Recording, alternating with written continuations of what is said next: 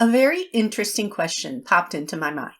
Do vegans have an obligation to save animals? If the answer is yes, then we have to ask which animals, when, and why. I asked a few vegans would they buy animals from farms or slaughterhouses to save them, and they said no. They said it's not ethical because that would incentivize others to breed more animals. What about liberating animals? Vegans obviously don't think that's an obligation because the majority of them aren't doing it, and they aren't saying they have to do it. Abstaining from buying animal products doesn't seem to save animals. So I'm confused. If there's an obligation to save animals, then how is that being done? Which animals are designated for saving/rescuing?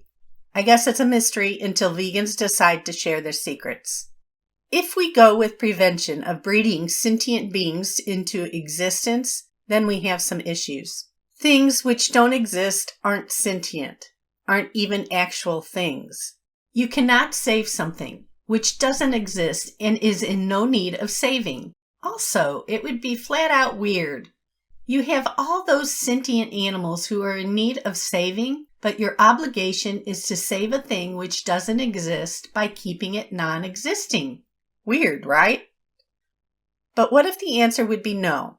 There's no obligation to save animals. Well, I don't see why anyone would be obligated to abstain from buying animal products. If that doesn't save animals and you are not obligated to save animals, then it wouldn't be unethical to buy animal products.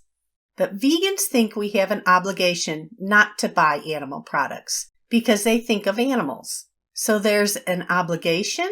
But if so, then we have a problem just from a minute ago. Something seems to be off here.